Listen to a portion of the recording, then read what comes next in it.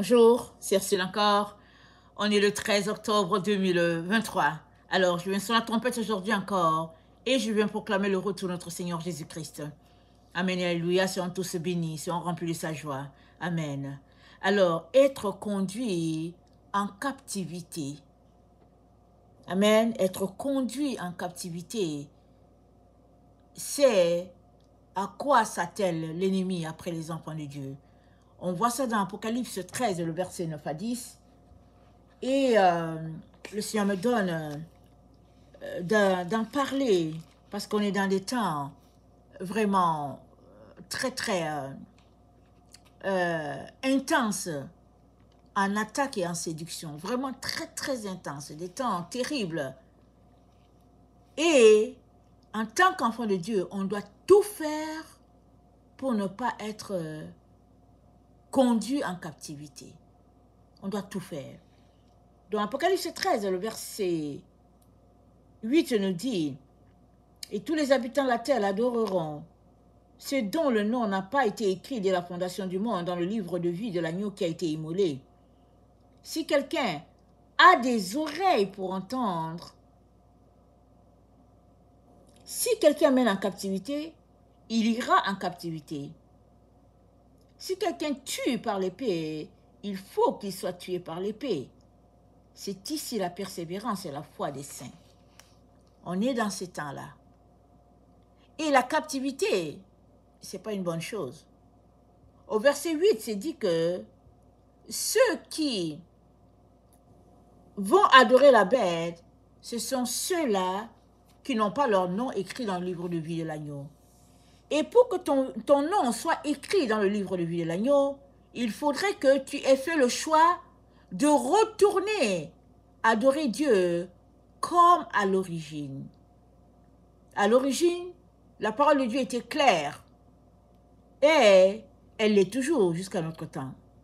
Seulement que les choses ont changé, les êtres humains ont modifié l'adoration à Dieu et ils ont créé un type de religion mitoyen qui est là, qui n'a rien à voir avec ce que Dieu attend de chacun d'entre nous. Tous ceux-là, dans notre temps, qui choisissent de retourner à la pratique d'origine, eux, leur nom sera écrit dans le livre de vie de l'agneau. Et le Seigneur le veut pour toi. Et qu'est-ce qu'il y avait à l'origine? À l'origine, il y avait la pureté, la sainteté, la chasteté. Dieu n'a pas changé. L'ennemi a pris de la tenticule, de l'ampleur, de la force, de serpent. Il est devenu géant, géant, géant, un dragon. Mais cela ne change pas ce que Dieu a établi à l'origine. Et c'est comme ça que nous devons aussi nous conformer à sa parole, même si on est de la génération de la fin. Alors, maintenant, il y en a qui vont retourner à l'origine pour adorer Dieu, mais il y a ces autres-là qui vont s'entêter sur la pratique de la religion de notre temps, et alors qu'ils s'entêtent à dire « on ne veut pas changer, on est correct dans ce qu'on fait », ils sont conduits en captivité. Alors la captivité, c'est le fait d'être détenu en prison. C'est une prison où souvent on est incapable d'exercer ce qu'on veut faire. Évidemment, les prisonniers, au fait, ils ne font pas ce qu'ils veulent faire, ils font ce que les geôliers leur disent de faire. C'est ça qui arrive aux prisonniers, n'est-ce pas? Alors, c'est la même chose qui arrive dans les cas de captivité spirituelle. Et qui met une personne captive? C'est les esprits menteurs, les esprits séducteurs, et puis les esprits familiers, et souvent notre caractère, et toutes sortes de pensées qui n'honorent pas Dieu. Toutes ces choses-là sont là pour conduire l'enfant de Dieu loin de Dieu. Alors c'est dit, si quelqu'un a des oreilles qu'il entende, au verset 9, qu'est-ce que Jésus-Christ est en train de dire? Il est en train de dire, fais attention. Il est en train de dire, ouvre grand tes oreilles et entends ce que Dieu est en train de dire, c'est-à-dire, entends comme Dieu entend la chose. Il est en train de dire, va dans le sens de Dieu, prête oreille, prête attention, parce que c'est très important ce qui est en train d'être avancé. C'est ça que Dieu est en train de dire. Si quelqu'un a les oreilles, qu'il entende. Alors, qu'est-ce que Dieu veut qu'il entende? Dieu veut que la personne sache que si elle tue, elle sera aussi tuée. Et si elle est captive, si elle ne se délivre pas de sa captivité, alors elle sera conduite loin de Dieu. Alors, on peut dire, mais au fait, c'est pas... Souvent, ça ne dépend pas de la personne. Mais au fait, on est dans les temps où les esprits séducteurs, manipulateurs sont déchaînés.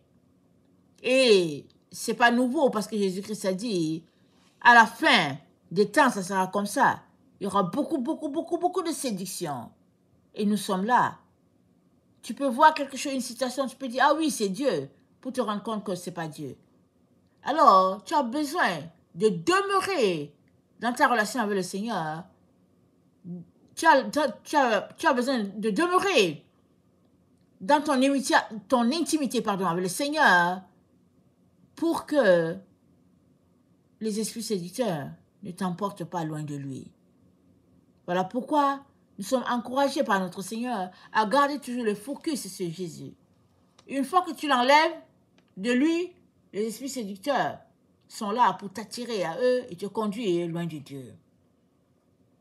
Alors, on va regarder la captivité d'un prophète de Dieu, Jonas.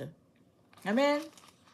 Alors, on va regarder Jonas, son exemple, et on va tirer des leçons pour nous-mêmes, n'est-ce pas? Alors,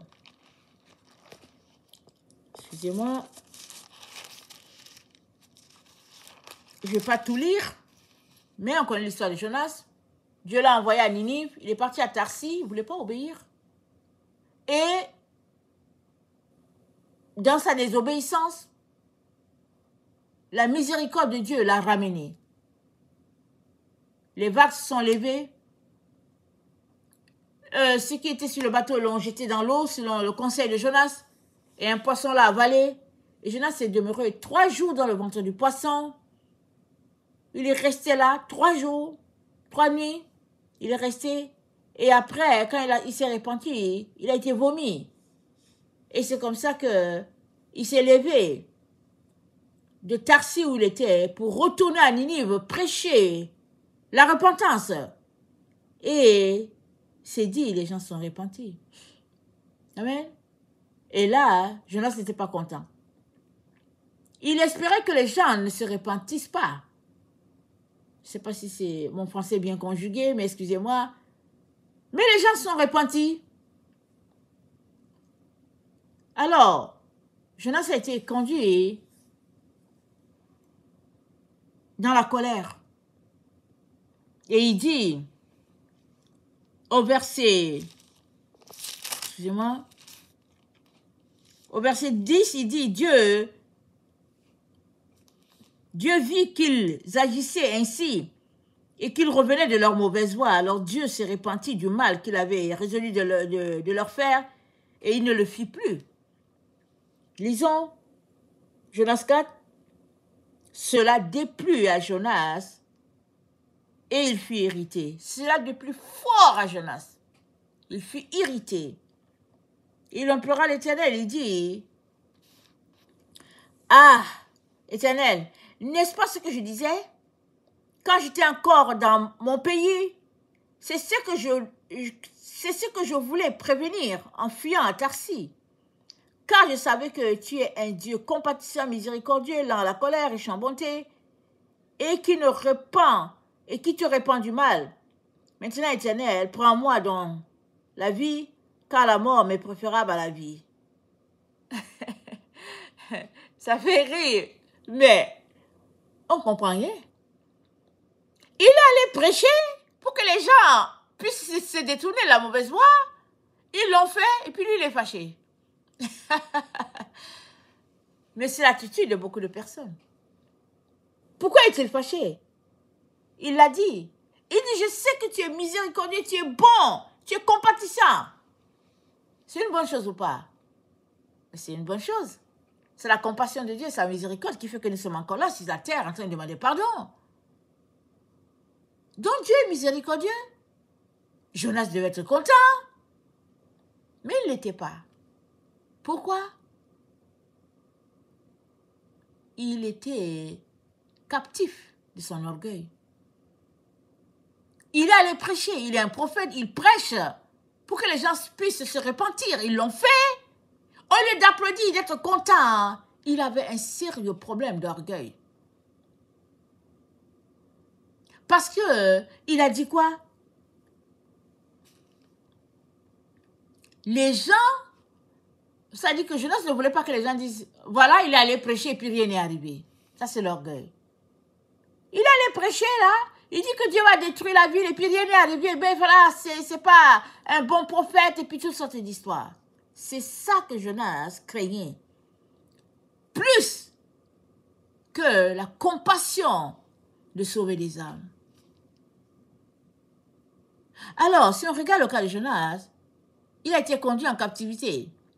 Premièrement, dans la désobéissance, un poisson l'a avalé, finalement le poisson l'a vomi, et puis il a été conduit en captivité par l'esprit de colère, d'orgueil, et donc voilà, et en plus, il a osé faire des reproches à Dieu. Toutes ces situations-là révèlent les points d'ancrage dans la vie de Jonas. Ces points-là, ces situations qui font que Jonas doit tout faire pour sortir de là. Tout faire. Des Jonas, il y en a plein sur la terre. Souvent, on ne réalise pas la captivité dans laquelle on est. Alors, la captivité, elle n'est pas extérieure à nous. Souvent, on est captif de nos propres émotions. On est captif de notre caractère. On est captif. Et Dieu dit, si tu mets en captivité, tu iras en captivité. C'est-à-dire que dans ta captivité, et tu es en train de travailler pour que tu en sois débarrassé. Il y a des gens qui sont remplis de toutes sortes de vices. Ils vont te dire, ah non, mais je suis comme ça. Oh non, mais excuse-moi, je suis comme ça, c'est mon caractère. Non, tu n'es pas comme ça, tu peux changer. Tu peux changer, quitter le mauvais côté et puis te retrouver du bon côté. Dieu l'a dit, j'ai mis devant toi le bien et le mal, choisis le bien pour être heureux. Amen. Alors, la captivité nous éloigne de Dieu. Dans le cas de Jonas, Dieu a intervenu en le sauvant, en envoyant le poisson à cause de sa grande miséricorde. Et Jonas a dit, Jonas a loué le Seigneur dans le sein de l'abîme. Parce que, en tout cas, le temps qu'il se rend compte, le poisson l'avait mis en sécurité. Alors, pour un enfant de Dieu, la captivité ne demeure pas longtemps. Pourquoi? Parce que le Saint-Esprit en lui s'exprime par des soupirs inexprimables. Et il va sentir qu'il y a quelque chose qui ne va pas. Et dans la repentance, il retourne au droit chemin. La captivité est due au fait que tes yeux ne sont plus sur Jésus. Tant et aussi longtemps que tes yeux sont sur Jésus, tu vas demeurer dans cette relation avec lui. Dans la captivité, éloigne les gens de Dieu, mais tu peux travailler d'arrache-pied sur toi-même pour ne pas être captif de tes faiblesses. Alors, plusieurs aspirent à connaître Dieu. Et c'est normal. Mais sur leur chemin se dressent des points qu'ils devraient exposer, qu'ils devraient amener à la surface afin d'être délivrés de leurs vices. Alors, Jonas est en captivité.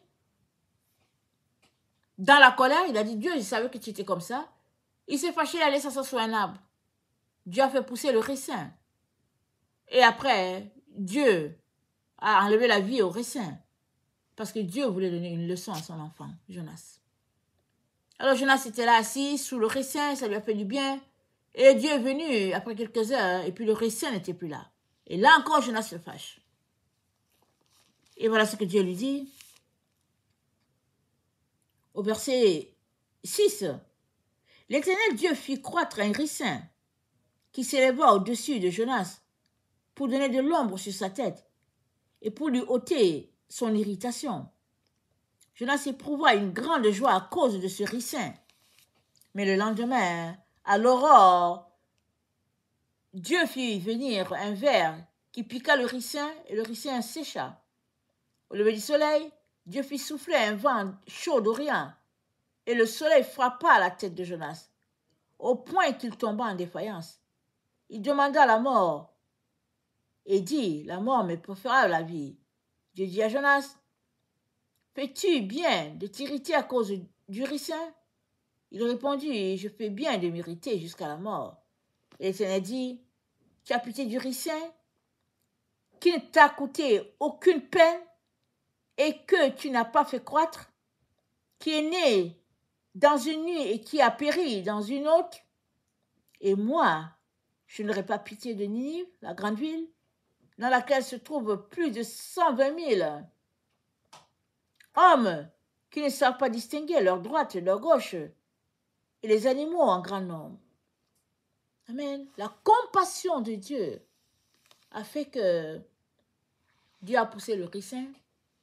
Après, il l'a détruit et il s'est mis à donner une leçon à Jonas. Regarde comment toi, tu es rempli de compassion, Jonas, pour le ricin que tu n'as pas planté. À combien plus forte raison, moi, Dieu, je suis rempli de compassion pour chacun d'entre vous. Et tu vas te plaindre. Parce que la captivité mène beaucoup les enfants de Dieu loin de Dieu. Et ils ne réalisent même pas. Il est donc très important de t'examiner à tous les jours, de venir devant Dieu pour t'assurer que tout est OK, qu'il n'y a pas quelque chose qui se place entre Dieu et toi. C'est très important. Et comme notre texte le dit, que celui qui a des oreilles entende. Tu es appelé à exercer tes oreilles, à entendre uniquement Dieu. Souvent, on ne sait pas, on ne connaît pas le chemin, on ne sait pas où aller parce qu'il y a du flou sur le chemin. Mais si on cherche Dieu avec sincérité, il va nous conduire. Il va nous conduire.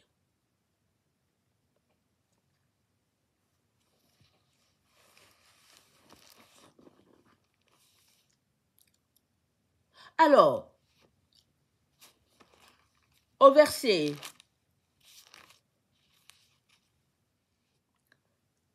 10 d'Apocalypse 13, on voit que la captivité est rattachée à tous ceux-là qui n'auront pas écouté. Et dans Marc 4, voilà ce que nous dit notre Seigneur. Marc 4, c'est dit au verset 23. Si quelqu'un a des oreilles pour entendre, qu'il entende. Il leur dit encore, prenez garde à ce que vous entendez. On vous mesurera avec la mesure dont vous serez servi et on y ajoutera pour vous. Donc, le fait que une personne soit maintenant en captivité est rattachée à son écoute. Qu'est-ce que tu entends? Saisis-tu Dieu? Es-tu en train de te sanctifier, d'opérer les changements que Dieu attend dans ta vie? Es-tu en train de le faire? Alors continue. Parce que tu ne resteras pas dans la captivité. Mais si tu n'es pas en train d'écouter et de marcher dans la direction que Dieu veut, alors tu seras conduit captif. C'est-à-dire ton esprit, ton âme sera dirigée à aller contre Dieu. Et Dieu ne veut pas cela. Voilà pourquoi il vient encore aujourd'hui mentionner certains points qui peuvent empêcher l'enfant de Dieu d'arriver à destination. La captivité est rattachée à l'état spirituel de l'être humain. Tous ceux-là qui ont choisi le sacrifice de la croix et qui marchent chaque jour en nouveauté de vie, ils ne connaîtront pas la captivité avec la même intensité que quelqu'un d'autre. Et quand il y a captivité, il est important de connaître les Écritures. Qu'est-ce que l'Écriture dit par rapport à tel sujet? Et ça demande une certaine discipline. Alors, qui mène en captivité ira en captivité. Et Dieu ne veut pas cela pour toi. Il t'appelle à une vie de repentance. Il t'appelle à une vie d'écoute de ce qu'il dit. Il t'appelle à changer ce qui doit être changé pour que Dieu soit pleinement roi de ton cœur. Parce qu'on est complètement à la fin. Et il est important que tu ne sois pas conduit loin de Dieu. Et ça, cela requiert un engagement de ta part à aller vers Dieu, te repentir, demander pardon et décider de marcher désormais en nouveauté de vie. Il est donc très, très, très important qu'on puisse prendre du temps à chercher Dieu, à le connaître, à savoir qu'est-ce qui réjouit son cœur. Parce que alors qu'on est en train de le chercher, à le connaître, on s'attache à lui et les esprits séducteurs se tiennent loin. Parce qu'il y a toute cette subtilité-là qui est là. Tu dois faire ceci, mais tu dois faire cela, mais quand c'est comme ça, c'est qu'il faut faire très attention pour ne pas choisir le mauvais côté. Il faut choisir le côté là où Dieu est. Et voilà pourquoi Dieu a fait pousser le ricin. Et après, il a ôté le ricin. Et après, il a donné un enseignement à Jonas. Il a dit, regarde, tu es triste pour le ricin, mais tu l'as pas planté, ça t'a rien coûté, c'est quoi ton problème? Mais Jonas était triste parce qu'il y avait une compassion en lui. Il y avait une compassion. Et Dieu dit à Jonas, regarde comment tu es compatissant. Et moi, je ne le serai pas. envers mes enfants, qui ne savent même pas distinguer leur droite de leur gauche. Et puis moi, je ne le serai pas. Dieu est toujours compatissant. Toujours. Mais tout est entre tes mains. De vouloir aller de l'avant ou bien de t'abstenir. Beaucoup s'abstiennent et se maintiennent dans cette illusion. En train de dire, bon, quand il va venir, voilà ce qui va se passer. Là où nous sommes, s'il y a une chose que tu peux faire, c'est de t'assurer que tu es sur le droit chemin et de passer ton temps devant Dieu, dans la prière, dans le jeûne, dans les larmes, afin que Dieu t'aide à arriver à destination. C'est là qu'on est. C'est pour tout un chacun. Il n'y a pas quelqu'un pour qui c'est, oh, c'est garanti. Non, c'est chacun qui doit prier, chercher la face de Dieu, pleurer, se dépouiller, afin de pouvoir avancer jusqu'à arriver à destination.